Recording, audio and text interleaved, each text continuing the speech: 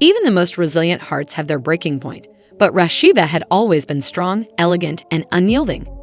The day she had feared had finally come, after years of turmoil with her husband, Kirk Frost. The endless cycle of betrayal, sorrow, and lies had worn her down. She was finished, and this time, there would be no turning back. This wasn't the first time the rumors had turned into truth over the years. Rasheeda had discovered that Kirk Frost, the man she thought she could trust fully, had crossed a boundary that even her love couldn't repair. One evening, when Rasheeda was alone at home, scrolling through her phone, the text messages between Kirk and Jasmine Washington were laid out in front of her. They weren't merely flirtations, they were deep, personal, and painful reminders of how little regard Kirk had for her. Kirk's unfaithfulness, particularly his secretive relationship with Jasmine Washington, the woman who had caused so many recent issues, spoke volumes about his true feelings. Rasheeda had lived through the highs and lows of their marriage, their business ventures, their children, and the good and bad moments. But the constant betrayals had worn away the woman she once was. For her, it was clear the affair wasn't just a temporary lapse in judgment. She knew Kirk had spent another night with Jasmine, but now it felt like a harsh confirmation of all her worst fears. The pain was intense, yet in that quiet moment, Rasheeda found a surprising clarity. Rasheeda stood before the mirror, gazing at her reflection, silently asking for forgiveness for each past misstep. There was a time when she couldn't imagine life without Kirk, but now the weight of his lies was unbearable. Her love for him hadn't disappeared overnight, yet she still honored their marriage, knowing it was the foundation of any lasting relationship. With a heavy heart, Rasheeda made a decision the next morning. She would no longer fight for something that Kirk wasn't willing to fight for himself. When Kirk finally returned home and saw the empty space where Rasheeda's belongings had once been, he realized she had packed up with a sense of purpose, understanding that this was her first step toward reclaiming her peace and happiness. The life she had built with Kirk was now a chapter she had to close. It all came crashing down, but it was too late. Rasheeda had offered him more chances than he deserved, hoping he would change and prioritize her needs over his own selfish desires. But now, as she walked away from the life she had shared with him, she was choosing herself.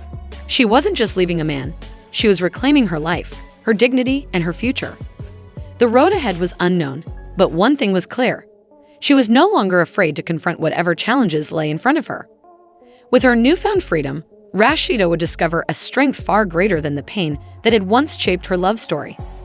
Her journey was no longer just about leaving Kirk, it was about rediscovering who she was beyond being the woman behind the man. Make me out to be this crazy person that I'm not, but it's not the first time, and hopefully it'll be the last.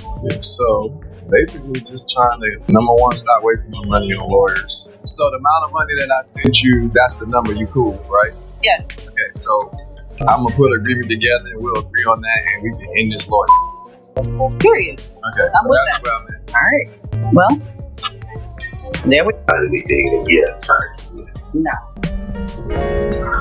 Is that because are you guys still trying to work it out, or does it just make more sense for you guys to just to shut things up? Well, the thing is, we've sat and had a conversation about trying to maybe not do it through attorneys and see if we can come to some type of agreement, that way.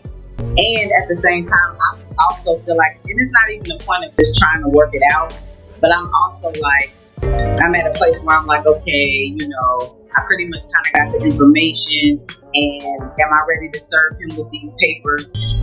This is the first time something like this has happened in our marriage, and I'm feeling like, okay, is the answer immediately, although it's all the crazy stuff that's happening, is the answer immediately divorce, step into this place, or is it let's try to figure out if we're going to just separate and try to work out percentages, things like to that nature. So that's kind of where it is right now. Just maybe considering not having to do an actual divorce, but just at this moment, but just figuring out what we want to do and see if we want to go ahead and take it to the divorce line later.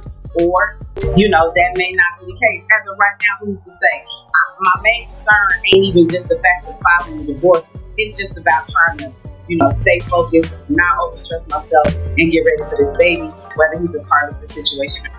Um, Here we go. Rasheeda walked away the moment she saw me with her head down. let's be honest, she can't even face me. But I'm not surprised to see that Kirk and Rasheeda made up. That woman will jump in the casket for him. No, I'm not. So the agreement was that she get Cannon the third weekend every month. Do you do that? No, we didn't really agree to that because the last. It's signed on paper. But I it's not gonna ever be exactly. But I get that now. Never have to question or worry about is that boy getting the love and the same treatment as all the other kids when he's around. And Kirk ended up saying something flirty after Rasheeda stood up. It seemed like he was still messing with Jasmine behind the scenes. I've always been concerned, and I've always loved him. I've never seen that. I heard from you. You don't have to hear from me because Cannon knows what's up. That's all that matters. Now I'm a little weird now, but you know it's not weird. So now all of a sudden, I've always been there since I decided to forgive him. If I forgave him, I gotta take everything that comes with it. That's it. Y'all figure some out so we can get this boy on track like he needs to be on. Go with the book. I can't believe this. What's going on right now? She just pull up at your event like, your event.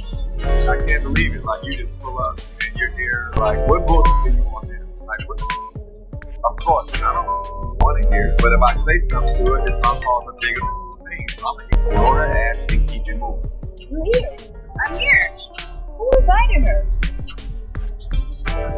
I know her and I argued at times bachelor party the other day, but she came up to me and be nice to me, so I'm gonna be nice to her. Are you good? I'm good.